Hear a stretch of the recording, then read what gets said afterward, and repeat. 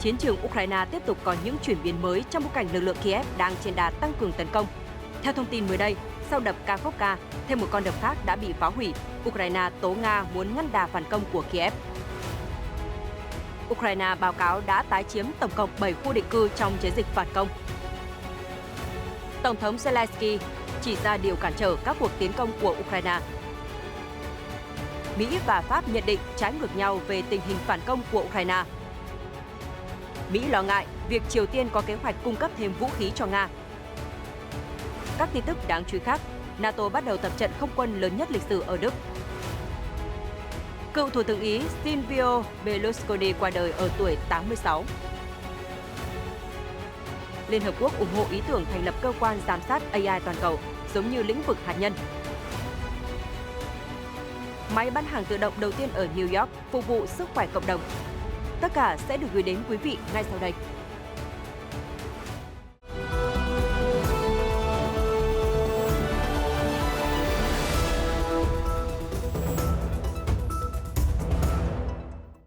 Quý vị đang theo dõi chương trình Thế giới hôm nay ngày 13 tháng 6. Thưa quý vị, theo tờ Guardian, Ukraine mới đây đã cáo buộc lực lượng Nga phá hủy một con đập khác sau đập Kakhovka với mục đích làm chậm cuộc phản công của Kiev. Giữa lúc việc cứu hộ các nạn nhân trong vụ vỡ đập Kakhovka đã bước sang ngày thứ 7, thì quân đội Nga tiếp tục bị cáo buộc đã cho nổ tung con đập thứ hai dọc theo sông Mori Yaly. Con đập này nằm trong khu vực chứng kiến những bước tiến của Ukraine ở phía tây Donetsk trong những ngày gần đây. Người phát ngôn của quân đội Ukraine trong khu vực, ông Valery Sosen khẳng định con đập nằm ở thượng nguồn, dọc theo sông Mori Yaly đã bị lực lượng Nga cho nổ tung, gây ra lũ lụt ở cả hai bờ. Ông Sosen cho biết mục đích của Nga là làm chậm cuộc phản công của Ukraine, nhưng cũng tuyên bố rằng mục tiêu của Nga đã thất bại. Con đập nằm tại làng Kaliuchov hiện vẫn chưa xác minh nó đã hoàn toàn bị phá hủy hay chưa. Ukraine đã bày tỏ sự thất vọng vì các nước phương Tây cho đến nay vẫn chưa đưa ra phán quyết về ai là bên chịu trách nhiệm phá hủy đập Kakhovka. Các quan chức Ukraine đã chỉ ra rằng pháo kích từ bên ngoài gần như không thể gây ra thiệt hại lớn như thế.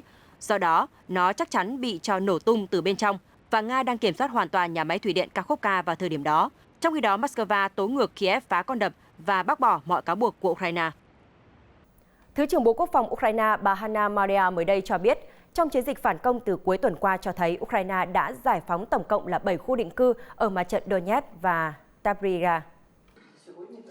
Cụ thể, theo bà Maria, lực lượng phòng vệ Ukraine đã giải phóng các khu định cư Lokhov, Levoder, Novodarivka, Neskupne, Storozhe, Makarivka và Blahodane.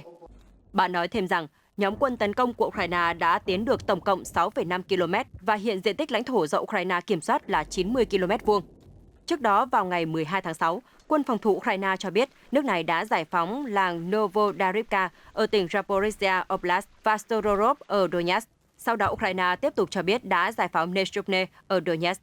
Lực lượng vũ trang Ukraine đã công bố hình ảnh các đơn vị của lực lượng nước này giương cao cờ ở những nơi mà họ đã tái chiếm. Những tuyên bố này chưa được xác minh, nhưng các trang tin quân sự Nga cũng đã xác nhận Ukraine đang tiến công, giao tranh diễn ra ác liệt vào hôm 12 tháng 6. Thưa quý vị, cùng lúc đó Ukraine đã công bố một cảnh quay từ máy bay không người lái ghi lại cảnh các binh sĩ Ukraine có mặt ở ngôi làng Storov, một trong những ngôi làng mà Ukraine tuyên bố đã tái chiếm hôm 12 tháng 6. Theo Reuters, dựa trên cảnh tòa nhà, cây cối, đường xá và hình ảnh vệ tinh, nơi này được xác nhận là làng Stororov. Cuộc tấn công này là bước tiến nhanh nhất của Ukraine trong 7 tháng qua, dù vẫn chưa đạt được bước đột phá lớn khi Nga đã xây dựng một tuyến công sự vững chắc ở miền Nam. Hiện lực lượng Kiev đã tuyên bố tái chiếm khoảng 5 km, vẫn còn cách bờ biển Azov khoảng 90 km. Mục tiêu của Ukraine là cắt đứt cây cầu trên đất liền nối từ Nga tới Crimea, bán đảo mà Moscow đã sáp nhập từ Ukraine vào năm 2014. Nhiệm vụ chấm dứt quyền kiểm soát của Moscow ở miền Nam và miền Đông là thử thách đối với Kiev bởi Nga có ưu thế về quân số, vũ khí và không quân, cũng như việc nước này đã xây dựng các công sự phòng thủ sâu trong nhiều tháng qua.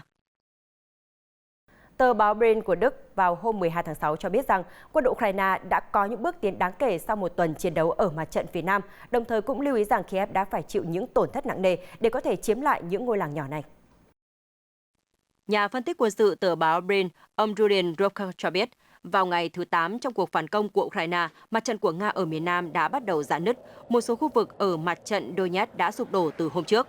Trước các nguồn tin quân sự của Ukraine, ông Rocker cho biết Ukraine đã tiến được vài km vào lãnh thổ do Nga kiểm soát. Tuy nhiên, đến tối ngày 12 tháng 6, theo giờ địa phương, các nhà phân tích quân sự Ukraine đã báo cáo giao tranh ác liệt tại 2 trong số những ngôi làng được cho là đã giải phóng trước đó. Theo ông Roker, Kiev chỉ triển khai 5 trong số 25 lữ đoàn mà nước này đã chuẩn bị cho chiến dịch. Ông cho biết khoảng 40.000 binh sĩ vẫn đang nằm trong lực lượng dự bị. Cùng lúc đó, các nguồn tin tình báo cũng cho biết Ukraine đã chịu tổn thất nặng nề, thiệt hại nhiều vũ khí của phương Tây trong cuộc giao tranh ở mặt trận Zaporizhia. Ông Roker báo cáo, lữ đoàn 47 của quân đội Ukraine đã mất 7 xe tăng Leopard 2 và 17 xe chiến đấu bộ binh Bradley chỉ trong 5 ngày mà không đạt được thành công rõ rệt nào ở phía nam Orekhov. Một nguồn tin khác cũng cho biết rằng 15% trong số 109 chiếc xe chiến đấu Bradley mà Mỹ cung cấp cho Ukraine đã bị phá hủy hoặc hư hại.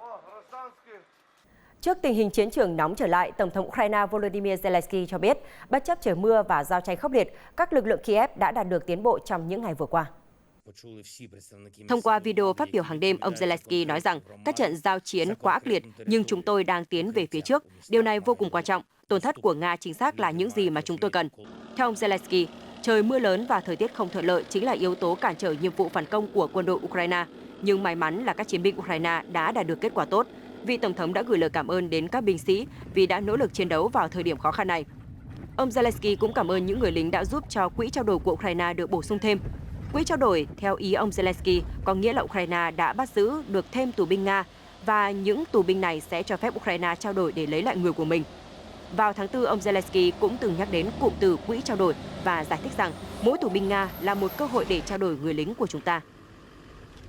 Hôm 12 tháng 6, Tổng thống Pháp Emmanuel Macron đã xác nhận rằng cuộc phản công được ấp ủ từ lâu của quân đội Ukraine đã thực sự bắt đầu từ vài ngày trước, và tất cả đã được các nhà lãnh đạo trong chính quyền Kiev lên kế hoạch rất tỉ mỉ. Cũng trong sự kiện chung với hai nhà lãnh đạo Ba Lan và Đức, ông Macron nói rằng chúng tôi đã làm mọi thứ để hỗ trợ Ukraine kể từ khi xung đột nổ ra. Chúng tôi đã tăng cường cung cấp đạn dược, vũ khí và phương tiện vũ trang. Các gói viện trợ vẫn sẽ tiếp tục trong tương lai. Tuy nhiên, phía Mỹ lại có một nhận định khác. Cụ thể, Ngoại trưởng Antony Blinken phát biểu trong một cuộc họp báo rằng hiện còn quá sớm để xác định cuộc phản công của Ukraine sẽ diễn ra ở đâu. Ông Blinken cho biết Mỹ vẫn quyết tâm hỗ trợ tối đa cho Ukraine để nước này có thể giành chiến thắng trên chiến trường, và Washington tin là quân đội Kiev sẽ giành lại được lãnh thổ từ tay Nga. Ông Blinken tiết lộ Mỹ sẽ công bố một gói hỗ trợ chính trị rất thiết thực và mạnh mẽ cho Kiev tại hội nghị thượng đỉnh NATO sắp tới. Mới đây, Tổng thống Ba Lan Andrzej Duda đã bày tỏ hy vọng rằng hội nghị thượng đỉnh NATO vào tháng 7 sẽ đem lại một tín hiệu rõ ràng cho con đường gia nhập liên minh quân sự của Ukraine. Phát biểu trong buổi họp báo chung với Tổng thống Pháp Emmanuel Macron và Thủ tướng Đức Olaf Scholz, ông Duda chia sẻ, người dân Ukraine đã nói với ông rằng tín hiệu rõ ràng từ NATO là ánh sáng cuối đường hầm trước cuộc chiến do Nga phát động. Ukraine đang chờ đợi một tín hiệu rõ ràng về triển vọng gia nhập NATO. Đây là kỳ vọng lớn nhất hiện nay đối với chính quyền, binh sĩ và xã hội Ukraine. Điều này là một trong những nhiệm vụ quan trọng nhất. Tôi hy vọng rằng hội nghị thượng đỉnh sắp tới ở Vilnius sẽ mang lại tin tốt cho Kiev. Ukraine đã tìm cách gia nhập NATO càng sớm càng tốt, nhưng các quốc gia thành viên đang bị chia rẽ về vấn đề này. Các nước Đông Âu muốn NATO đưa ra lộ trình cụ thể cho Ukraine trong hội nghị thượng đỉnh sắp tới, nhưng phía các thành viên Tây Âu như Mỹ, Pháp và Đức vẫn cảnh giác với việc liên minh có thể tiến gần đến một trận chiến đối đầu Nga. Hôm 12 tháng 6, Tổng thống Nga Vladimir Putin đã đến thăm Bệnh viện Quân đội Trung ương của Nga gần Moscow để gặp gỡ các thương binh. Tại đây, ông đã trao thưởng cho những người lính bị thương ở Ukraine. Một trong những thành viên của quân đội đã nhận được giải thưởng Anh hùng nước Nga. Những binh sĩ bị thương tập trung xung quanh Tổng thống Putin. Ông hỏi về tình trạng vết thương cũng như gia đình của các binh sĩ. Ông Putin đã thực hiện chuyến thăm này vào dịp lễ quốc khánh của Nga. Vào ngày này năm 1991 là ngày tuyên bố về chủ quyền của nhà nước Nga. Liên Xô cũng chính thức giải thể vào tháng 12 năm đó. Người phát ngôn của Bộ Ngoại giao Mỹ hôm 12 tháng 6 cho biết Mỹ lo ngại rằng Triều Tiên đang có kế hoạch cung cấp thêm vũ khí cho Nga. Phát biểu trên được đưa ra sau khi nhà lãnh đạo Triều Tiên, ông Kim Jong-un, khẳng định sẽ tăng cường hợp tác chiến lược với Moscow. Trước đó, cùng ngày 12 tháng 6, hãng thông tấn KCNA của Triều Tiên cho biết ông Kim đã đưa ra cam kết này trong thông điệp gửi tới Tổng thống Nga Vladimir Putin nhân ngày Quốc khánh Nga. Theo KCNA, nhà lãnh đạo Kim kêu gọi hợp tác chiến lược chặt chẽ hơn cùng với Moscow, nắm chặt tay với Tổng thống Nga, hoàn thành mục tiêu vĩ đại là xây dựng một đất nước hùng mạnh phù hợp với mong muốn chung của nhân dân hai nước. Người phát ngôn Bộ Ngoại giao Mỹ cho biết, bất chấp việc Bình Nhưỡng phủ nhận bán vũ khí cho Nga để phục vụ cuộc chiến ở Ukraine, Mỹ xác nhận Triều Tiên đã hoàn tất việc chuyển giao vũ khí, bao gồm tên lửa bộ binh và tên lửa, cho nhóm lính đánh thuê Wagner từ tháng 11 năm 2022. Người phát ngôn nói thêm, chúng tôi lo ngại rằng Cộng hòa Dân chủ Nhân dân Triều Tiên đang lên kế hoạch cung cấp thêm thiết bị quân sự cho Nga. Triều Tiên đã tìm cách củng cố mối quan hệ chặt chẽ hơn với Điện Kremlin và ủng hộ Moscow sau khi nước này phát động chiến dịch ở Ukraine vào năm ngoái, chỉ trích chính sách bá quyền của Mỹ. Hồi tháng 3, Mỹ cho biết nước này có thông tin mới rằng Nga đang tích cực tìm cách mua thêm vũ khí từ Triều Tiên để đổi lấy viện trợ lương thực. Cùng vào tháng 3, Washington đã áp đặt lệnh trừng phạt đối với một người đàn ông Slovakia. Mỹ cáo buộc người này đã cố gắng dàn xếp việc bán hơn 20 loại vũ khí và đạn dược của Triều Tiên cho Nga để giúp Moscow thay thế các thiết bị quân sự bị mất trong cuộc chiến với Ukraine. Hôm 12 tháng 6, NATO đã bắt đầu cuộc tập trận không quân lớn nhất trong lịch sử tại Đức, với khoảng 2.000 chuyến bay sẽ được triển khai trên Biển Bắc và Biển Baltic. Lực lượng không quân Đức cho biết cuộc tập trận sẽ có sự tham gia của 25 quốc gia, 250 máy bay và gần 10.000 quân nhân trong những ngày tới. Tham mưu trưởng lực lượng không quân Đức, ông Ingo Gerhardt nói, cuộc tập trận Air Defender 2023 là để thể hiện khả năng phòng thủ của Liên minh, nhưng không nhằm vào bất kỳ quốc gia cụ thể nào, mặc dù NATO đang đẩy mạnh việc hỗ trợ cho Ukraine trong cuộc xung đột đang diễn ra với nước láng giềng Nga. Do vị trí nằm ở trung tâm châu Âu, Đức có thể cung cấp một trung tâm hậu cần lớn và khu vực tổ chức đối với các cuộc tập trận như thế này. Ngay cả trong thời bình, đây vẫn là nơi trú ngụ của hơn 35.000 lính Mỹ. Cuộc tập trận sẽ diễn ra xoay quanh các căn cứ không quân ở Đức, nhưng cũng diễn ra tại các địa điểm ở Hà Lan và Cộng hòa Séc. Liên quan đến cuộc tập trận Air Defender 2023 của NATO, theo hãng Sky News, Đại sứ Mỹ tại Đức mới đây đã gửi một lời cảnh báo đến Nga trước khi cuộc tập trận chính thức bắt đầu. Ngay sáng ngày 12 tháng 6, những chiếc máy bay đầu tiên đã cất cánh từ một số sân bay ở miền Bắc nước Đức. Riêng Mỹ đã gửi đến 2.000 quân nhân thuộc lực lượng không quân vệ binh quốc gia và khoảng 100 máy bay chiến đấu. Trước cuộc tập trận, Đại sứ Mỹ tại Đức Anne Goodman đã phát biểu như sau. Tôi sẽ rất ngạc nhiên nếu các nhà lãnh đạo trên thế giới không lưu tâm đến đợt tập trận này. Đây là điều thể hiện tinh thần và sức mạnh của NATO. Các nhà lãnh đạo đó bao gồm luôn cả ông Putin. Trung tướng Michael Robb, Giám đốc lực lượng không quân vệ binh quốc gia Hoa Kỳ tuyên bố cuộc tập trận quy mô lớn này vượt ra ngoài khả năng răn đe. Ông Robb nói, đây là hoạt động chuẩn bị cho trường hợp đối phó với một cường quốc trong bối cảnh cạnh tranh giữa các nước lớn. Hoạt động diễn tập của Liên minh NATO sẽ diễn ra cho đến ngày 23 tháng 6.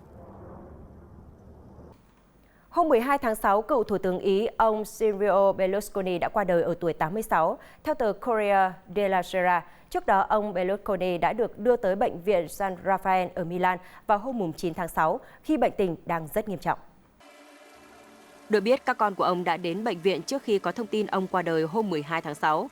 Ông Berlusconi được chẩn đoán mắc bệnh bạch cầu, trước đó ông đã phải nhập viện vào tháng 4 vì khó thở và trải qua 45 ngày điều trị nhiễm trùng phổi.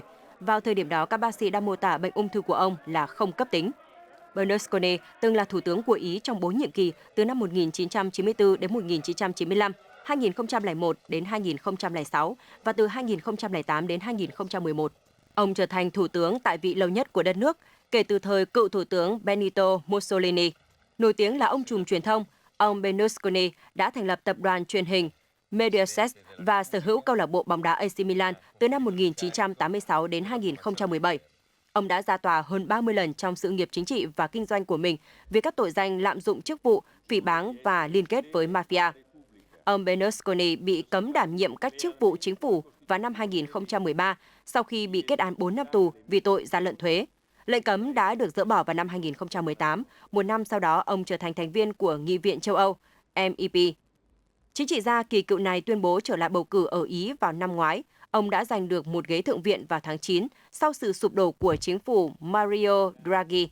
Mặc dù là thành viên trong liên minh cầm quyền của Thủ tướng Ý Giorgia Meloni, ông Berlusconi đã chỉ trích gay gắt lập trường ủng hộ Kiev của bà Meloni trong cuộc xung đột giữa Nga và Ukraine.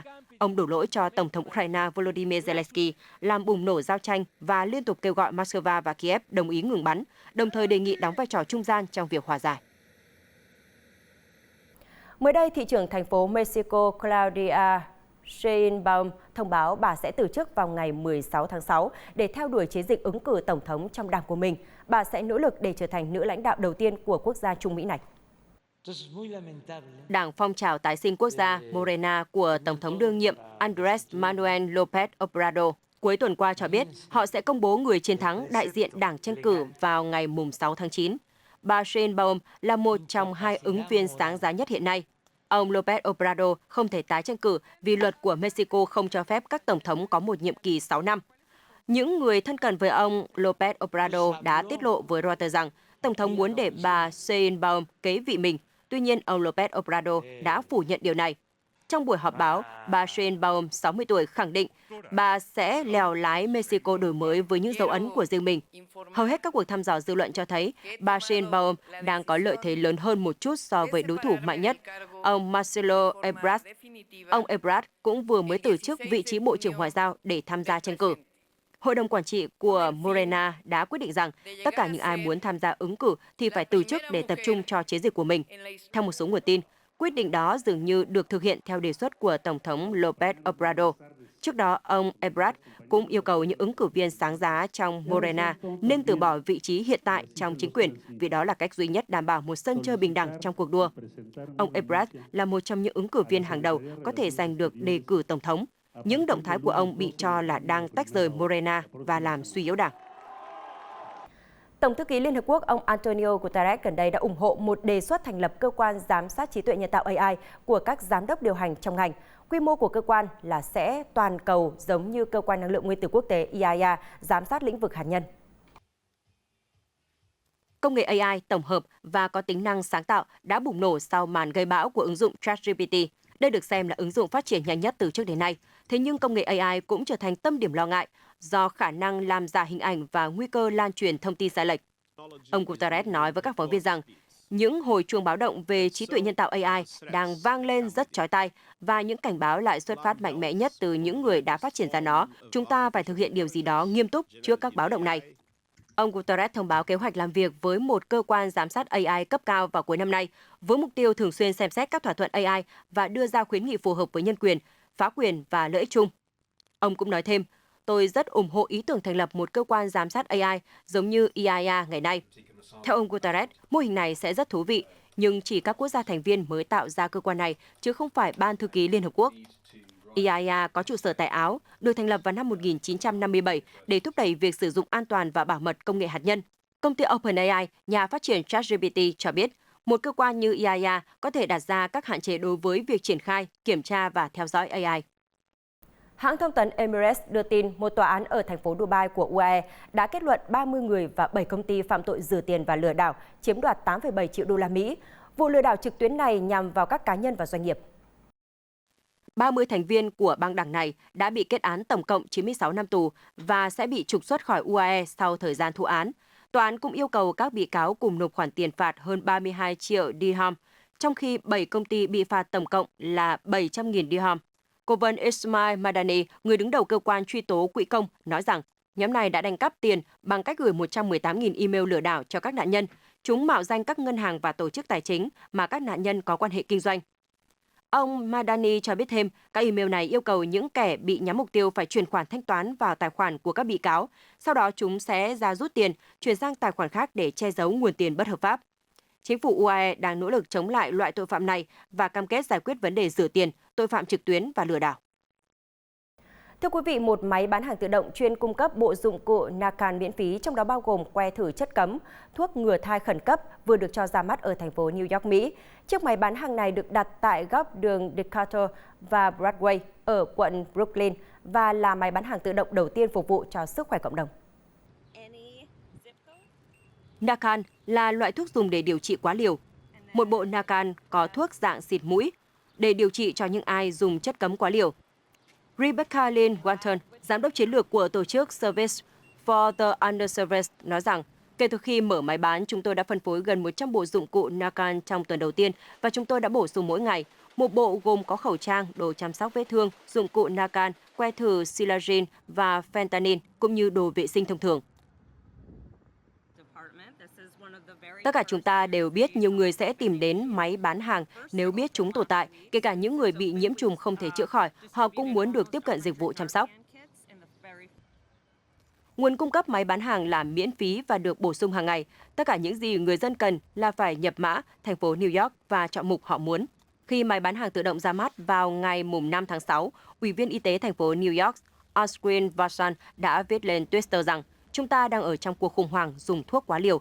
Tại thành phố này cứ 3 giờ lại có một người ra đi vì dùng thuốc. Chúng tôi sẽ nỗ lực cho đến khi đảo ngược xu hướng dùng thuốc viện.